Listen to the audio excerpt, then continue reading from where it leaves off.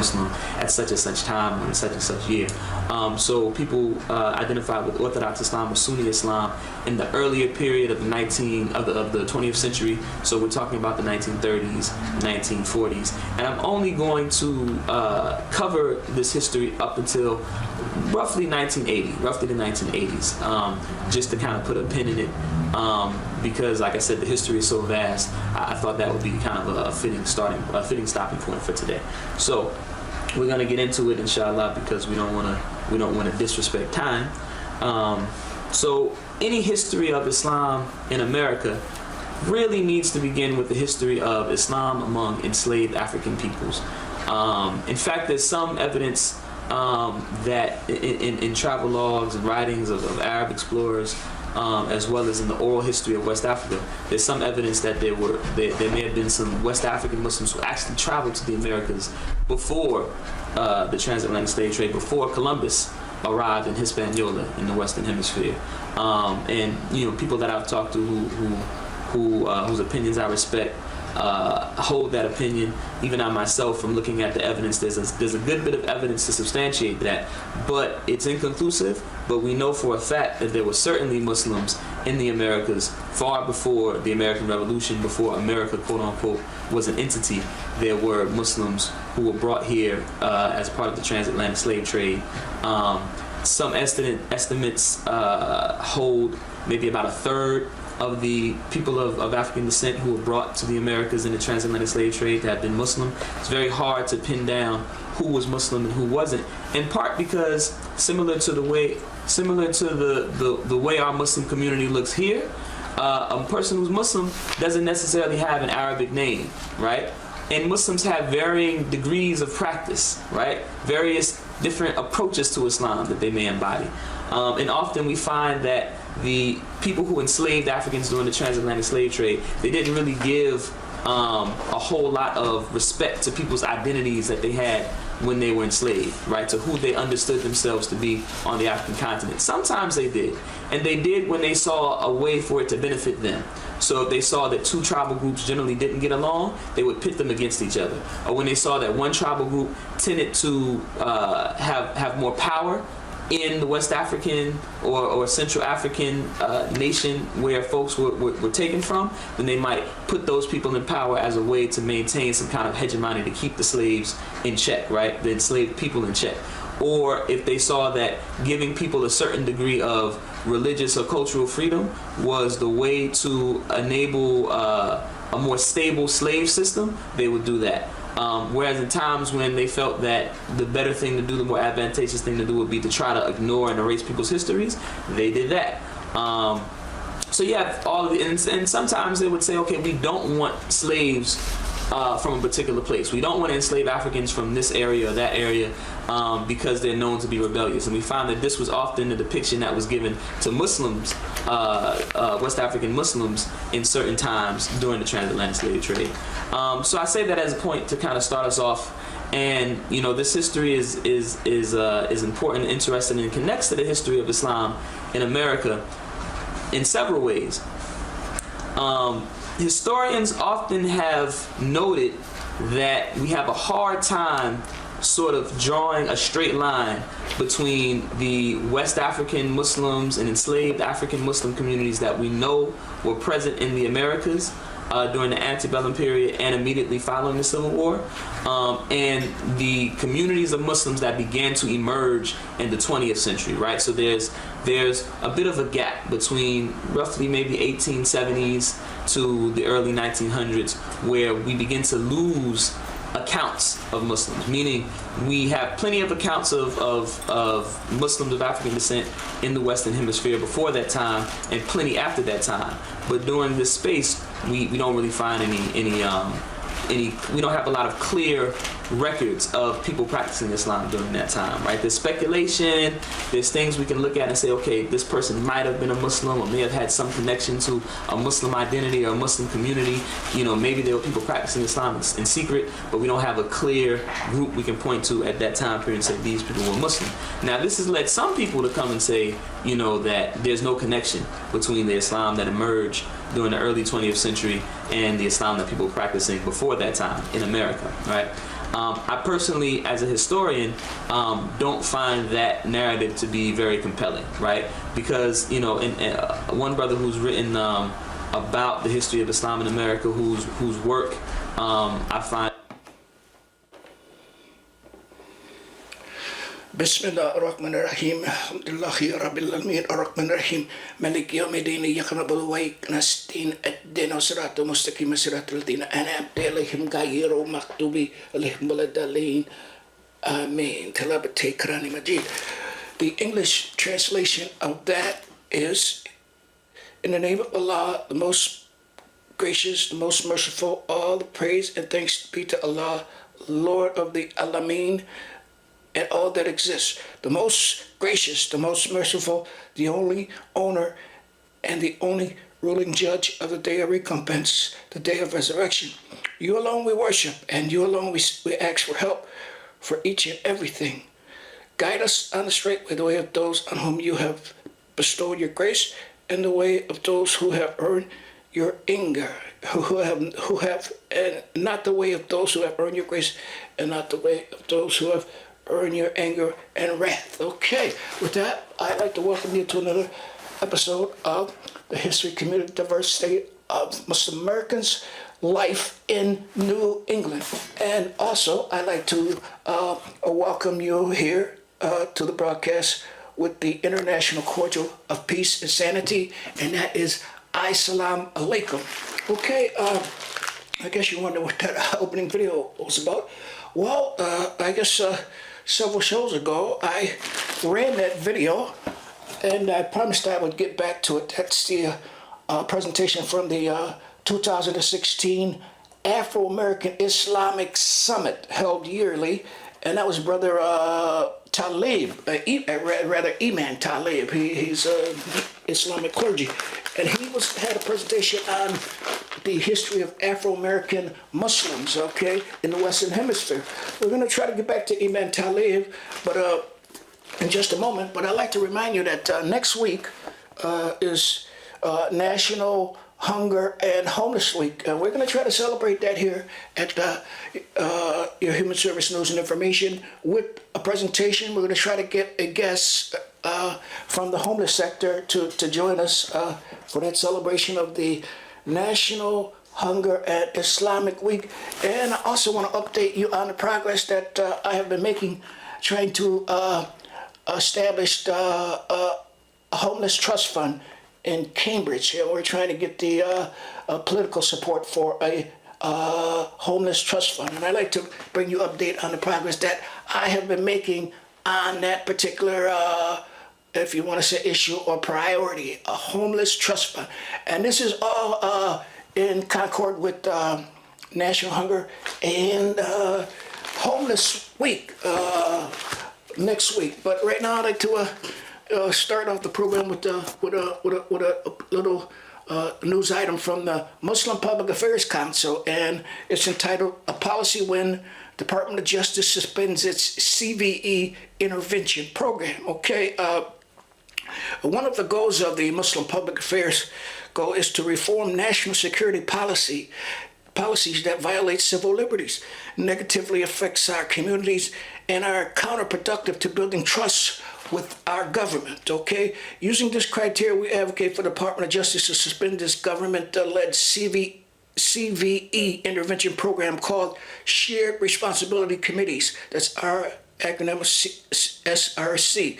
The SRCs would have allowed the FBI to convene community leaders to intervene with any individual the FBI identified as potentially at risk for violent extremism, essentially using community members as intelligent gatherers. This is bad and ineffective policy that has failed previously. I'm happy to share that because of our advocacy with coalition partners, the Department of Justice and FBI is suspending the SRC policy, alhamdulillah. All engagement with the federal government on national security issues is a powerful example of how the MPAC, that's the Muslim Public Affairs Council, model of advocacy work. Number one, there are three principles of their motto of advocacy, and they are first principle of his engagement, building relationship with decision makers by having direct, honest, and consistent engagement, especially when we disagree with bad policies.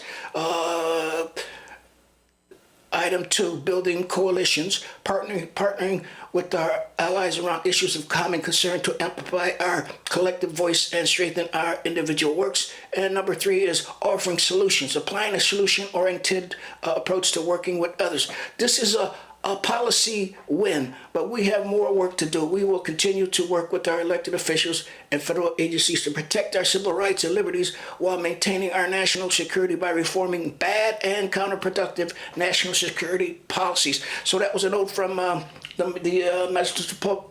Muslim Public Affairs Council, Mr. Hoda Howard, Director of Policy and Advocacy. So if you would like to contact the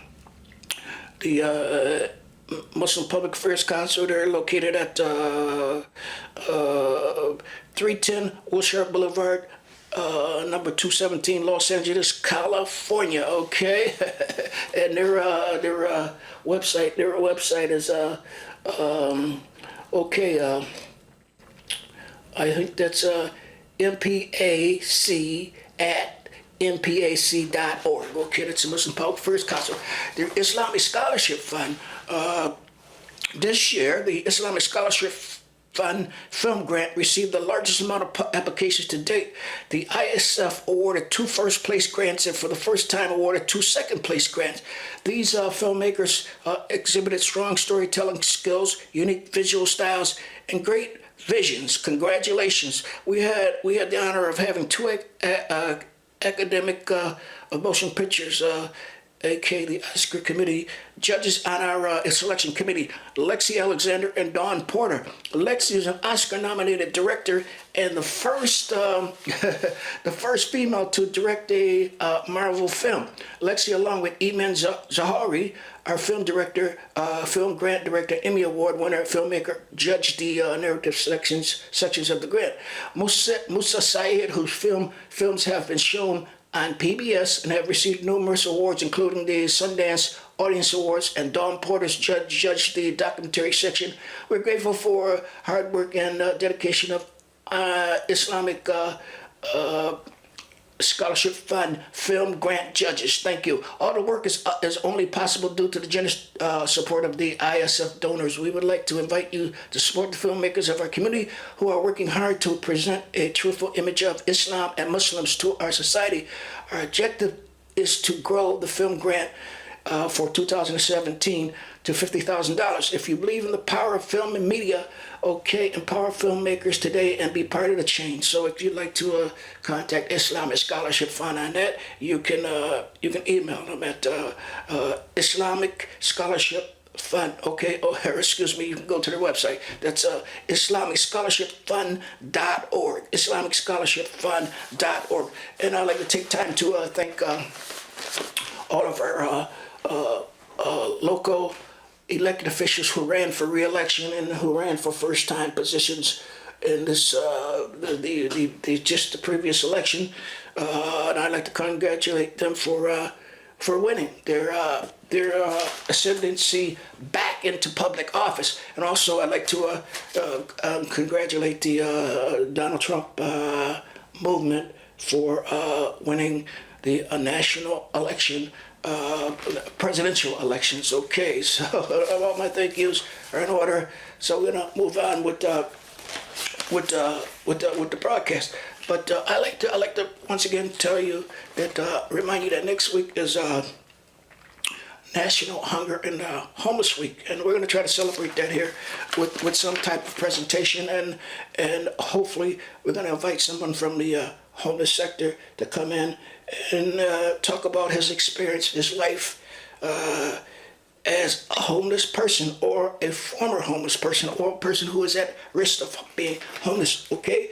And also, I'm going to update you on the progress that I've been making trying to influence the municipal policymakers to enact an ordinance that will bring a homeless trust fund to Cambridge And so next week I'm going to try to explain to you all what a homeless trust fund is. Okay, I don't think I've done that yet, but it's always first time. So next week will be the week. Stand by for that. Okay, a weekend with Persia Inayat Khan. That's this is a message from the Inayat order of the Sufis, Sufi path of spiritual liberties, Greater Boston. Okay, a weekend with Persia Inayat. So they have Sufi by the name, famous Sufi too, Persia Inayat Khan. He's coming to Cambridge, right here at Cambridge. Okay, December 2nd. Okay, you look forward to the 4th, 2016. Diversitiy Allegra Society, 41 Hampshire Street, near Kendall Square, Cambridge. Persia Inayat Khan is a scholar and teacher of Sufism in the lineage of his grandfather, Hazrat Inayat Khan. He is the president and spiritual leader of the Inayat Order and founder of the Saluk Academy, a school of contemplative study with the branches of the U.S. and Europe. He is also founder of the Inspirational Institute, Seven Pillars House of Wisdom. He holds a doctorate degree in religion from Duke University and is a recipient of the Youthant Peace Award and is a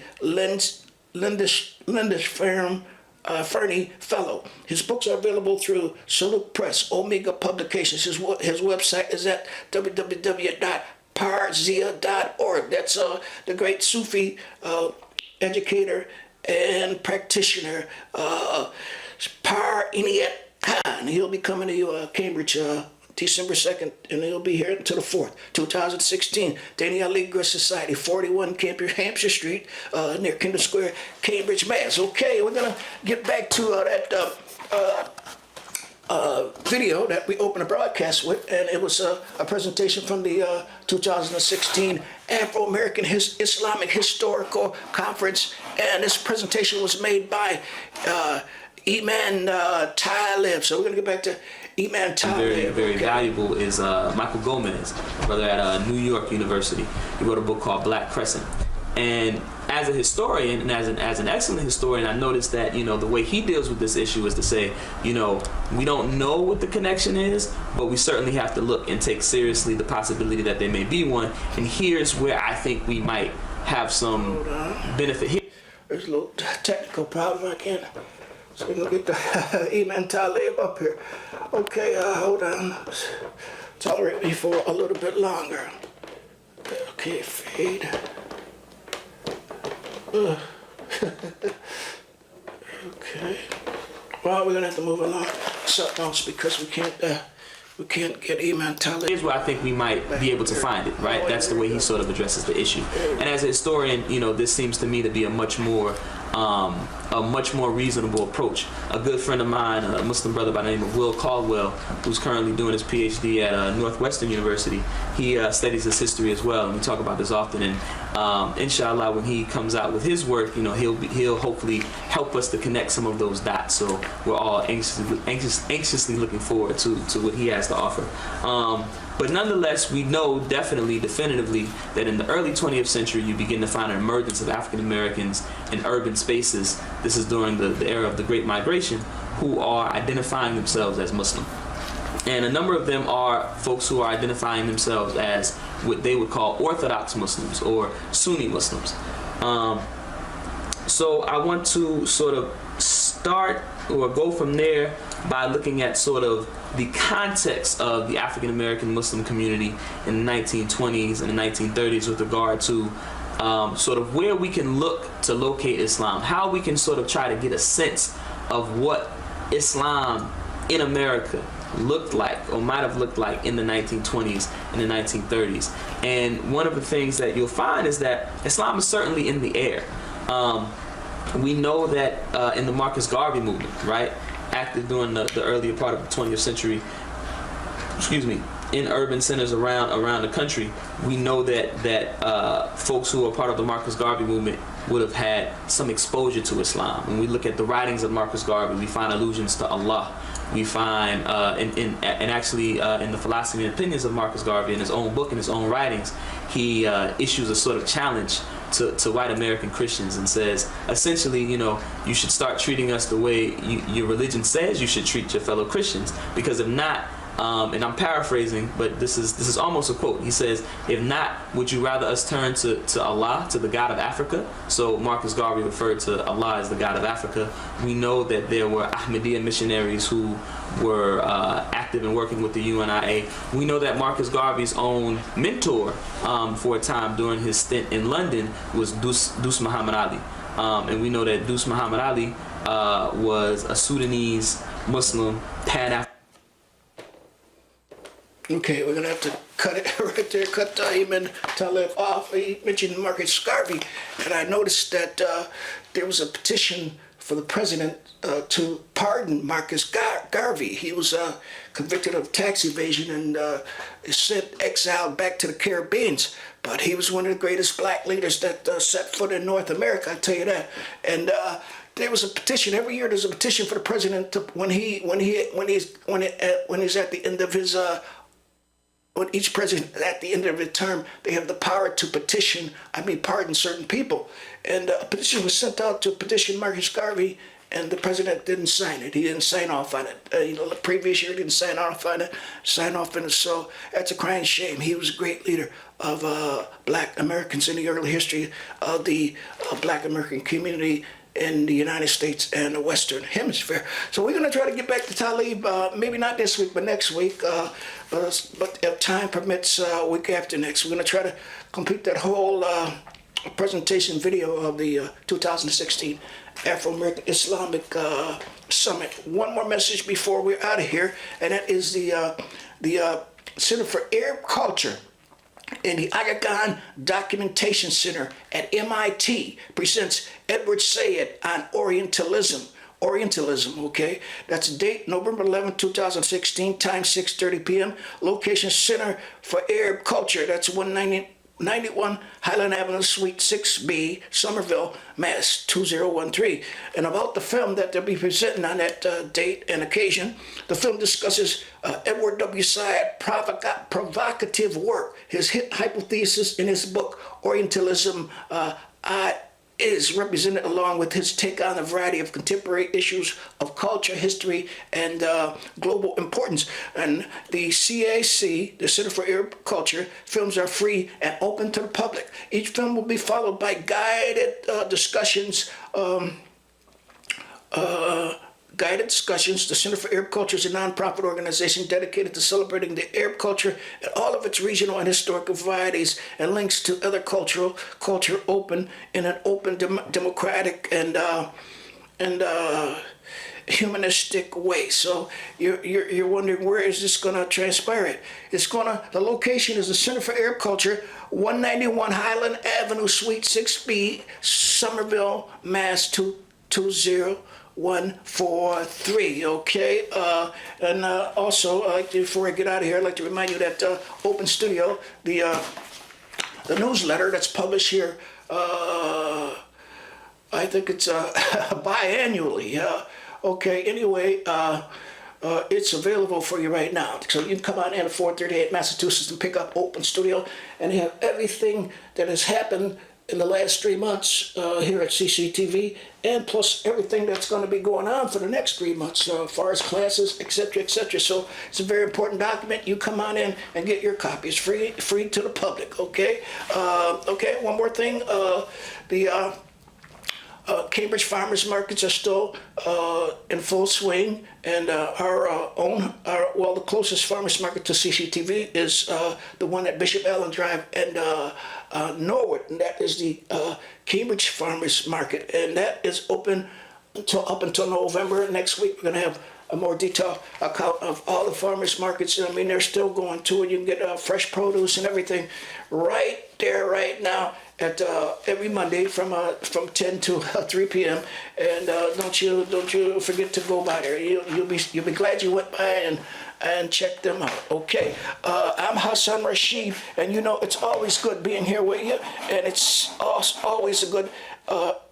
An awful great achievement to come into your households like we do here weekly at CCTV. And I like to activists who at one time actually traveled to. Okay, I'd like to close the program out with one more video, and that's a little video on Islam to But next week, you can expect it to be Hunger and National Hunger and Homeless Week here at Human Service News and Information. And also, I'm going to try to update you on exactly what a trust fund is and the progress that I have been achieved trying to establish a homeless trust fund here at Cambridge, okay? So until next time, you should always remember that superior wisdom can never be subjected by inferior wisdom. So until next time, I leave you with the ancient Islamic greeting of peace and sanity, and that is Assalamu alaikum.